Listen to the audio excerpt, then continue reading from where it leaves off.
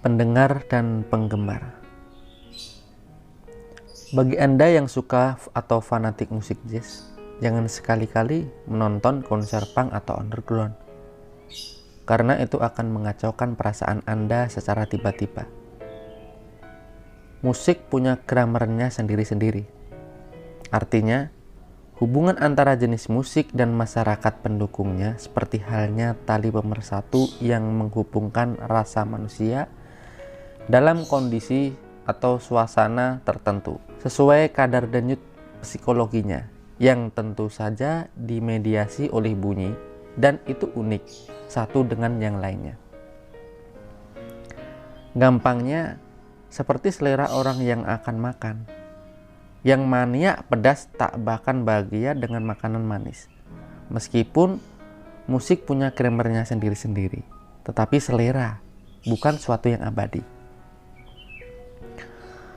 Musik dan masyarakatnya sampai detik ini adalah dua hal yang selalu menarik dan dinamis. Karena musik bukan sebuah partai. Oleh sebab itu, musik sejatinya tak butuh massa. Yang dibutuhkan musik adalah pendengar yang sungguh-sungguh menyadari bahwa ia mendengar.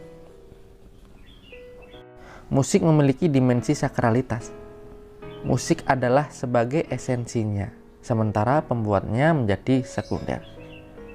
Yang terpenting bukan siapa yang membuat atau memainkannya, tetapi apa yang bisa didengar. Manfaat apa yang bisa diambil tidak teramat penting. Yang namanya fans club atau komunitas penggemar yang pada kenyataannya bukan pendengar. Ciri-ciri penggemar adalah: 1. Mereka mengabdi visual atau ketampanan atau keayuanan artisnya dan kurang peduli esensi musikal. 2. Mengikuti tangga lagu hits di radio atau televisi. Paradigmanya penggemar hanya mengukur musik dari rating, bukan dari keindahan musik atau yang disebut estetika. 3. Tidak peduli mendengarkan musik dari speaker yang berkualitas bagus, tetapi sudah cukup bahagia mendengar musik dari handphone yang suaranya cempreng dan tidak kelihatan panorama atau dimensi jangkauan kekayaan bunyinya. Dribble semua. 4. Tidak selalu punya jawaban yang memuaskan ketika ditanya, "Kenapa kamu suka musik ini, musik itu?" Paling-paling jawabannya hanya, "Ya, senang saja. Kena banget di hati." So, mayoritas penggemar selalu tidak bisa menyebutkan alasan logis atau musikal yang menunjukkan bahwa ia sungguh-sungguh belajar dari musik yang didengarnya. Dan ciri-ciri pendengar adalah: 1. Mereka benci visual atau ketampanan atau keayuan artisnya, tetapi lebih memperhatikan detail musik yang didengarkan. Kalau monoton, mereka akan bilang monoton. Kalau jelek, mereka akan bilang ya jelek. 2. Jarang sekali pendengar yang mengikuti tangga lagu yang sedang hits. Bagi para pendengar, musik bukan untuk dilombakan berdasarkan rating seperti itu, melainkan untuk didengarkan dan dirasakan manfaatnya sungguh-sungguh. Tanpa mengikuti tangga lagu pun, mereka sudah merasakan oke dan care dengan musik yang menurut mereka bermanfaat untuk hidup. 3. Selalu berpikir kualitas suara atau bunyi yang didengarkannya. Para pendengar adalah mereka yang selektif memilih dari mana musik itu didengarkan. Bukan berarti mereka harus membeli speaker dengan harga mahal dan berkualitas bagus, tetapi mereka selalu hati-hati dalam memilih medium penyampai suara musik ke telinga. Mereka sama sekali tidak tertarik membeli handphone yang dalam iklannya kira-kira berbunyi begini, handphone dengan speaker power bass dan menggelegar. Karena musik tak hanya bass dan menggelegar. 4. Selalu pandai dan pintar menjawab ketika ditanya, "Kenapa kamu suka musik ini?" Jawaban mereka kurang lebih, musik ini memiliki melodi dan harmoni yang memberi suasana indah. Seolah-olah pembuatnya betul-betul serius memikirkannya. Pada bagian tertentu, saya dibuat seperti merasakan betul hubungan kecerdasan bahasa syair dan musik pengiringnya yang betul-betul nyambung dan tidak asal tempel. Saya tidak bosan mendengarnya berulang-ulang, karena dalam satu lagu saja saya seperti dibawa dalam ribuan suasana. Mereka selalu berpikir bahwa musik adalah tools untuk belajar mengenalinya lebih dekat, lebih dalam, lebih dimaknai, dan bisa dipahami juga secara logis. 5. Selalu terbuka untuk mendengar musik apa saja, dan tidak terkotakkan kepada fanatisme atau mania musik tertentu. Karena mereka percaya bahwa musik di dunia ini begitu luas, tidak hanya seperti yang mayoritas tersiar di televisi. Nah, tentang soal apakah kita ingin menjadi penggemar atau pendengar, itu urusan hati kecil kita masing-masing. Kita akan mempunyai jawaban sendiri-sendiri yang akan menjelaskan secara lebih gamblang bahwa musik itu tidak pantas untuk digemari atau dikagumi atau diidolakan, kecuali hanya untuk didengarkan dan dirasakan manfaatnya. Sifatnya sangat kasat telinga, bukan kasat mata. Setidaknya ini hanya refleksi subjektif mentahan saya. Jual musik atau tren? Tulisan ini melanjutkan sebelumnya.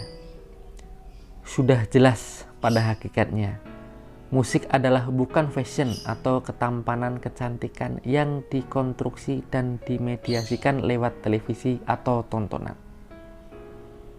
Musik adalah bunyi yang didengar, bukan dilihat dan dikagumi, melainkan didengar, dihayati. Bukan pula histeria yang bodoh tanpa makna. Musik adalah musik, bukan tren yang hanya hidup di saat-saat tertentu saja, bukan kesementaraan. Musik adalah keabadian selamanya, seperti cita-cita dua sejoli. Pada abad ini, kesementaraan itu dijual. Tren dijadikan komoditi. Ada waktu yang diciptakan, dimulai saat itu dan selesai beberapa saat lagi.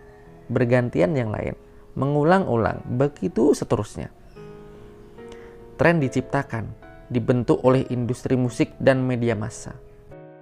Sehingga musik yang tadinya bunyi yang dihayati menjadi sebuah habit psikis yang bersyarat. Lebih penting sesuatu yang matawi daripada telingawi. Walaupun semua itu memang sama-sama duniawi. Dalam tren, menggilai ketampanan kecantikan, fashion dianggap sesuatu yang wajib untuk pendukung pola konsumerisme masyarakat modern yang tersentuh televisi. Semua telah berubah menjadi apa yang dikatakan Sukoharjono sebagai seni tontonan, yang tentu saja mengaburkan esensi sebenarnya. Kita sebaiknya segera berpaling dari hal-hal yang semakin tidak mendewasakan iman kita. Jazz topeng monyet. 1. Ini cerita tentang beberapa saksofon yang mengacaukan telinga seorang perempuan. Dari sebuah panggung tanpa level.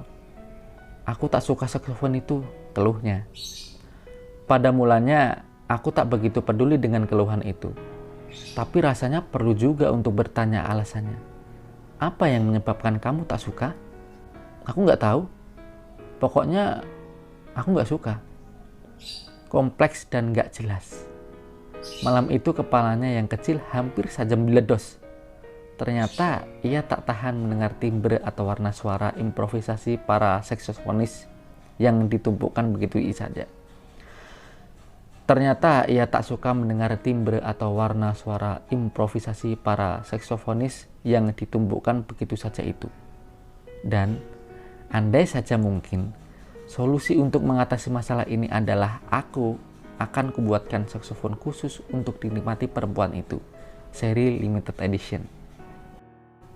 2. Lalu sebuah kabar lain dari wajah lelaki muram yang seumur-umur tak pernah bisa puas dengan musik jazz. Ia bertanya padaku, bagaimana aku bisa menemukan aliran jazz? Aku nggak ngerti. Maksudmu gimana? Maksudku dari instrumen apa aku bisa mengelola kenikmatan ritme musik jazz? Oh, iya. Aku agak dong. Ternyata yang dimaksud sebagai aliran adalah ritme. Saat pertanyaan itu muncul, di panggung sedang beraksi sekelompok anak muda yang main lagu-lagu jazz standar. Aku menjawabnya sesuai dengan keyakinan jiwaku. Kupikir yang paling memungkinkan memegang ritme adalah drum. Jadi perhatikan drumnya saja, jawabku. Sesudahnya, lelaki itu malah terdiam, tak bicara lagi selama beberapa menit, sambil mata dan pikiran terus diarahkan ke panggung. Beberapa saat kemudian ia tersenyum kecil. Wajahnya juga berubah, tak lagi muram. Mungkin itu tanda bahwa ritme sudah sampai ke tujuannya. Tetapi aku masih saja bingung